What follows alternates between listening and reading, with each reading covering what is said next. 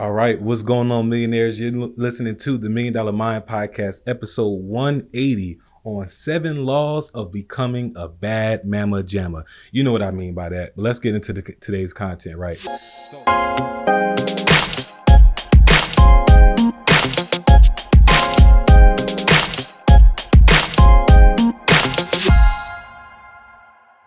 So the quote of the day: if you feel fit, you can deal with stress in a much better way. Yes, we're going to be talking about different ways to just feel like a bad motherfucker. Yes, I said it. Excuse my French, but we grown here, right? And we trying to become better versions of ourselves. So we're going to be talking about fitness. We're going to be talking about mindset. We're going to be talking about confidence, how to deal with stress in different ways. And I'm super excited to just bring this content with you guys because I know, as we are elevating and leveling up to our best versions of ourselves, this is definitely going to be how you're going to get there, right? So 7 ways of becoming a bad mama jamma, aka motherfucker, however you want to say it. We just going to get it rocking, right? So welcome back, millionaires. As I said, we're going to be talking about becoming a bad motherfucker. And, before we get into today's content, I do want to let you guys know that you can still get my book, Lead from the Front. It's a bestseller. We just celebrated 2 years, over 2,000 copies sold. If you want to get a copy, you can text book to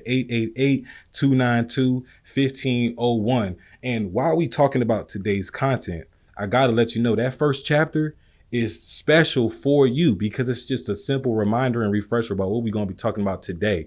Chapter 1 is titled Fix You First. So we're going to be talking about fixing yourself, dealing with the different traumas, how to get out of ruts. All that stuff is about to be handy for today's episode. So if you're joining us for the first time, welcome. I hope you like and enjoy this content. And if you are a seasoned vet joining us every single Monday, Friday, watching all the shorts that we put out, welcome back to the Million Dollar Mind Podcast. I'm your guy, Kai Speaks. This is the world's most trusted podcast for passion, attraction, and you are in the right place if you are here for money-making tips and tricks on just living a more passionate life, right? Because that's why we're here. We want to live the life of our dreams, but we also need to make a living so that we can provide for ourselves and our loved ones as well. So let's get to it.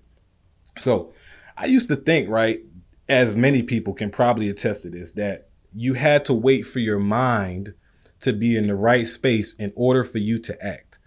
A lot of times we feel like, okay, I'm just not feeling it. I'm in this funk. I'll wait till I get out of this funk. I just can't deal with it right now. And we think that the mind always has to be in this positive mental space before we start acting on things. And when I realized that is this procrastination really cost me my physical health at one point. In the past, I've allowed this procrastinative, if that's even a word, this mindset to really allow me to go days, weeks, months without going to the gym just because I'm not in the mental space. I'm not really feeling it. I got other things I'd rather worry about. But I'm now noticing that even days where my mental is all jacked up, I fix it in the gym and everything else kind of falls in place during the day. I don't wake up motivated. You guys see me every once in a while with my motivation isn't guaranteed shirts. Like, you guys think that just because you see me posting now consistently in the gym, I don't wake up motivated. It's like, oh yeah, I'm super excited and I'm pumped to go to the gym. Like, y'all, I'm waking up at 5:15, 5:30 in the morning after sometimes not being able to go to bed until 11:30, 12 at night. And every day I think about hitting that snooze button. I'll even be in the car and think about turning around. But the reason why I don't do it is because I know once I get in that mode, once I get in that gym, everything it kind of fixes itself. And so we're going to be talking about this domino effect of just being able to eat the frog, go to the gym, and then other things kind of fall in place right after that. All your insecurities, all of our fears, our misfortunes, all of these things mainly come from our lack of physical and mental fortitude, right? But in order to fix that mental fortitude, you just got to eat the frog and fix the physical fortitude. And I used to think the opposite. I used to think that I had to get my mind right first before I could get my body right. But I'm learning that if the body's right, the mind starts to fix itself, right? The mind will fix itself. So some of us are really having a hard time, as I used to, making breakthroughs in our lives. My brother Will Rivera, he said to me a couple days ago, he said, we think that we're just one gym away from change. But we're not really one gym away. We're just one person away, right? Think about that. Just think about all the gyms you've been waiting for. They came from somebody. So it wasn't the gym that you were looking for. It was the person. And oftentimes God really speaks to us through people, right? And whatever title you call God, right? If you believe in a higher power in general, you know that higher power speaks to us through people. We hear different quotes at a time where we might have heard the same quote several times over, but one time it really hit us in a different way. The reason why we were so receptive to it that time was because we really needed to hear it in that moment. That's divine, right? That's no coincidence. So what Will said, that it really makes a lot of sense. It's just one person that we're looking for. But what really sucks is some of us will never meet that person.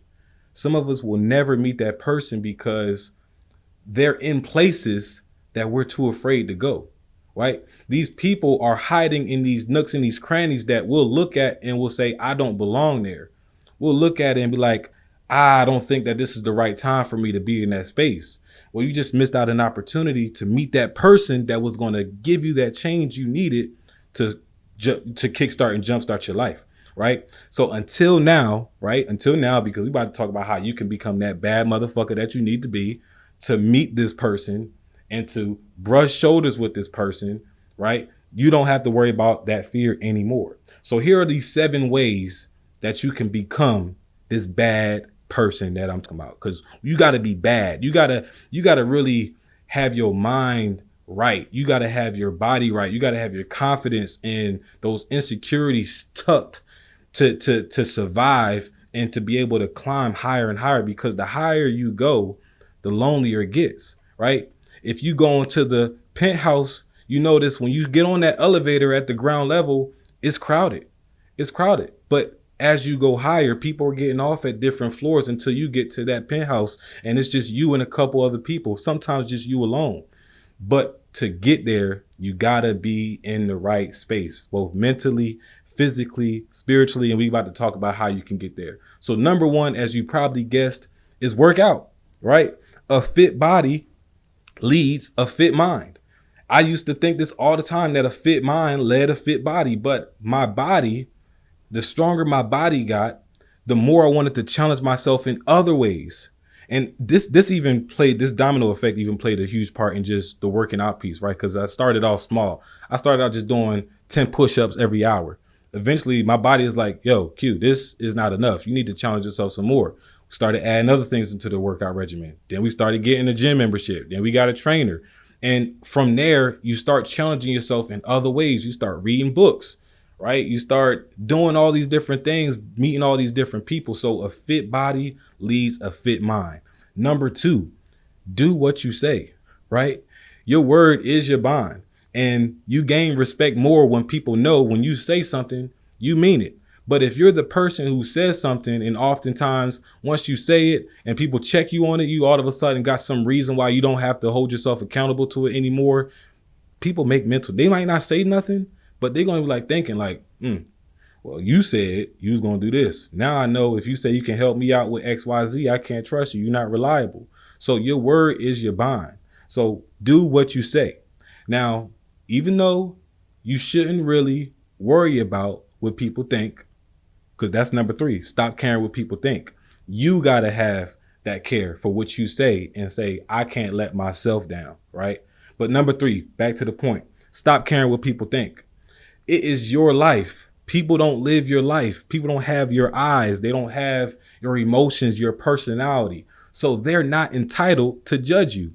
And if they judge you, that's on them. Because karma comes back every single time, and it comes back tenfold. But when you learn how to not give in to people's BS and to people's judgments on you, you actually become much more dangerous, and they start to fear you, right? And they may not be afraid of you to where, they feel threatened physically, like you will do harm to them, but they fear you is like they know not to even try you up. Like people listen, their ears will perk up, their spine will tingle, the hair on their arms will start to stand up when you enter the room. That's what I mean by fear, right? So it's your life. people are not entitled to judge you on what you do and how you live your life, as long as you live in your life in a purposeful manner and you're doing the right things. If you're a good person, can't nobody do nothing to stop you, right? Number 4, control your reactions. This is a big one because a lot of us, probably 9 out of 10 people, especially nowadays on social media, we're very sensitive. We get riled up so easily and we react more than we respond. A lot of us don't respond anymore. Most of the times we're just reacting. It's the first thing, we're word vomiting the first emotion that spills out. We're not thinking and reflecting on what's the information and how can we communicate our feelings on that information in the best way, right? In an articulate way. Learn to respond and not to react. Be that bottle of water that we talked about in episode 150 or something, right? We had 180 episodes, right? This was in 150 that we talked about being a bottle of water versus a bottle of soda. Stop allowing people to shake you up only for you to explode, right? I got a bottle of water right here. I'm about to shake it all up. I'm going to throw it. I'm not really going to throw it, right? But I'm going to open it up and I can enjoy it. But if I was to do that to some Coke, some Sprite, y'all see people doing that Sprite challenge. They can't even finish the bottle. It's so carbonated. If I was to do that to a bottle of soda, the episode's over because I got to go clean up. And that's what a lot of us have to do with our emotions. We got to go clean up after word vomiting on somebody's Twitter feed, on somebody's IG feed, on social media in general, because we're so emotional, right? Stop reacting and start responding. Number 6 or number 5, right? Invest in yourself. And investing in yourself could mean a ton of different things, right? How are you investing in yourself right now? I invest in myself in different ways in different quarters. Right now, I'm investing in myself through discipline and physical activity because I'm trying to invest in my body, right? You asked me last quarter how I was investing in myself. It was self-development. And this is personal development too, in a way, right? But it was self-development like paying for coaches, courses, right? Trying to figure out systems, trying to really learn a new skill, a new trade. That was last quarter's investment. But you got to constantly be investing in yourself, whether you invest in money, you invest in your education, because at the end of the day, knowledge plus skill is power. Knowledge is not power alone, right? Knowledge alone does not mean power. You have a lot of people who can get on Jeopardy and they have a lot of knowledge, but some of them, if they're not winning, right? They're very smart people. You're not dumb if you get on Jeopardy, right? They got a vetting process. But if you don't win that money, right? A lot of people still living at home with their parents, grown adults. And not saying there's nothing, totally wrong with that. But at some point, you do got to step out into the world and be able to live for yourself, right? It's a lot of people who have knowledge, but don't have the power, right? They don't have the power. So knowledge plus skill is power. Invest in yourself. Number 6, we're going to be talking about stop competing with others, especially with social media. Social media was designed for us to look at all the watch me's, all the people posting, right? Y'all see me posting on YouTube and Instagram and Twitter and TikTok and wherever you see me, wherever you discover this post, right? You're going to see me. And some of you, believe it or not, are going to look at that and be like, I gotta be like Kai, or I gotta be better than Kai. I can be a better podcast host than him, right? And then you find yourself trying to create a podcast like mine, and you're not going to be authentically you, right? I'm encouraging everybody, if you have a voice and you want to get into podcast, create the podcast, but make sure it's your podcast. Stop competing with everybody. And social media puts all these people in front of you, and you only see their end result. You don't see the process. You don't see the journey, and you assume that you can do it or do it better. Or you assume that you can't do it like them and can't do it better. And then you stop doing anything, right? You just now are the wish I could instead of the watch me do it. So it's like two sides of the spectrum. You got the people who are always like, watch me. And then you got the people who are like, I wish I could, but I can't.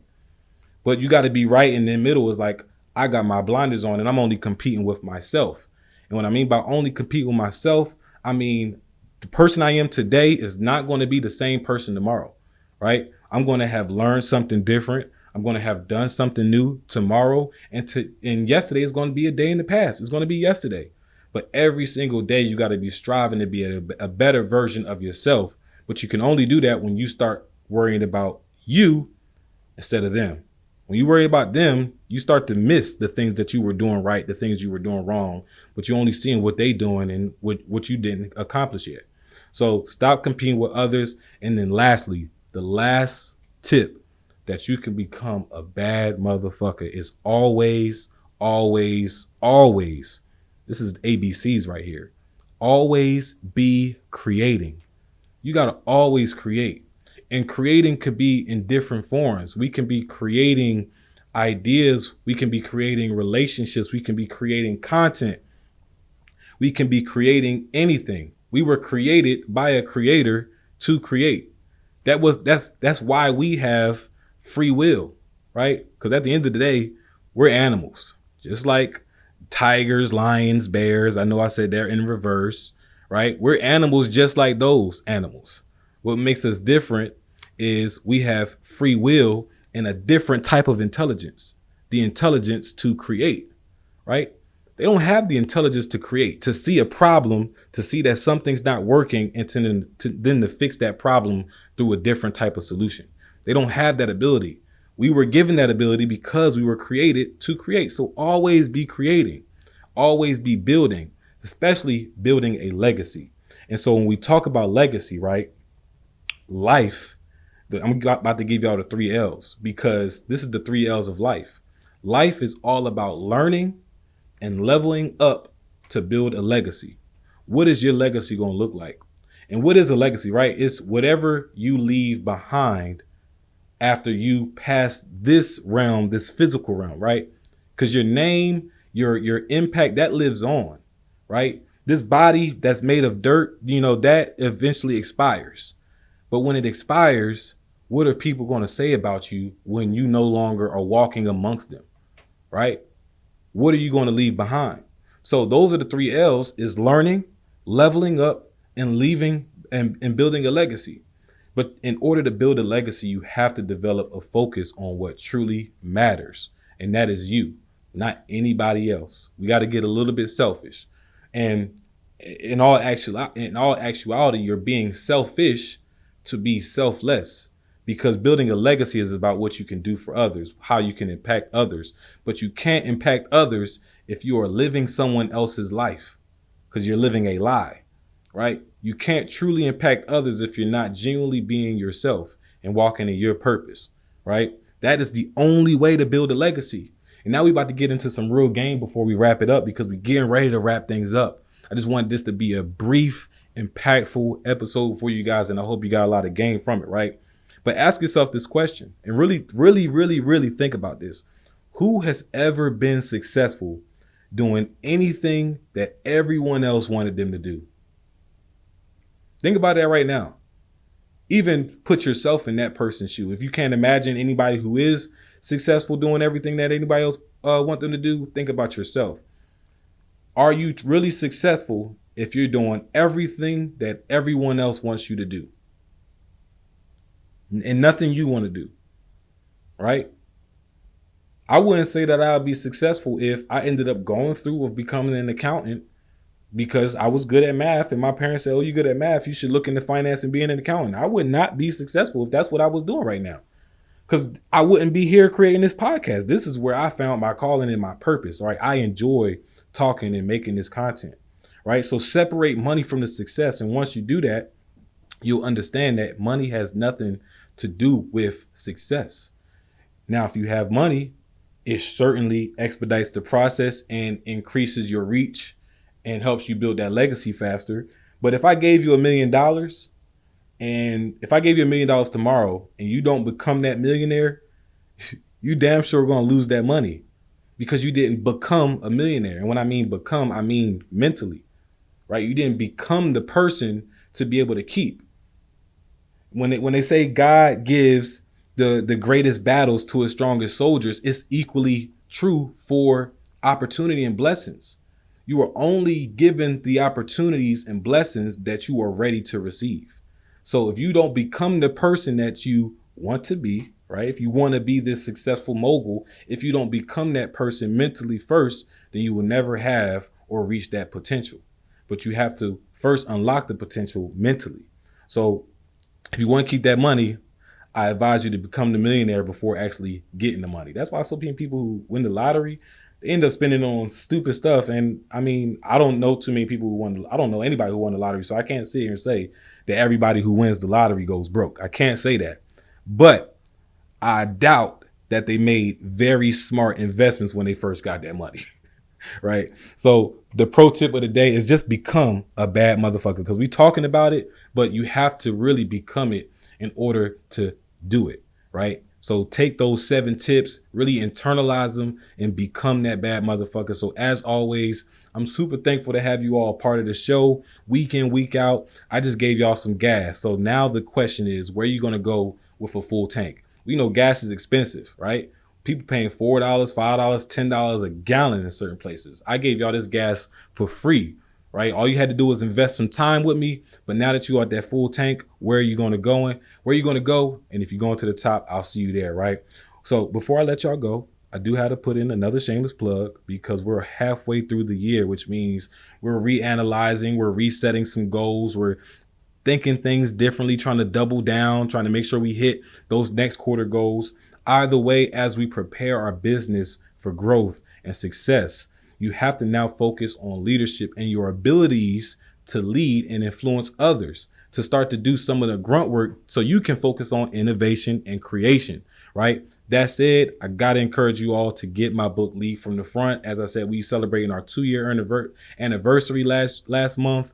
Over 2,000 copies sold. I want you to be 2001, 2002, 2000 and beyond, right? Go ahead, get the book so you can learn those skills of communicating, building teams, influencing teams, motivating your teams to go above and beyond, not just for you and the company, but for themselves, and how you can provide massive opportunity for those who come through your door. Just make sure that you text book to 888-292-1501 to get your copy. And with that said, just remember to keep focused, build momentum, and drive results so you can live abundantly. Peace.